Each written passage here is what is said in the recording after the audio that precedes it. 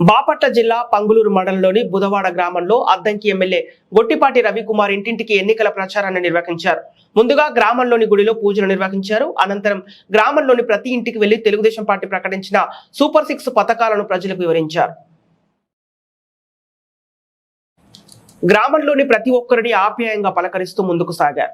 గ్రామంలో ఉన్న సమస్యలను ప్రజలను అడిగి తెలుసుకున్నారు. తెలుగుదేశం పార్టీ అధికారంలోకి రాగానే ప్రతి సమస్యను పరిష్కరిస్తామని హామీ ఇచ్చారు.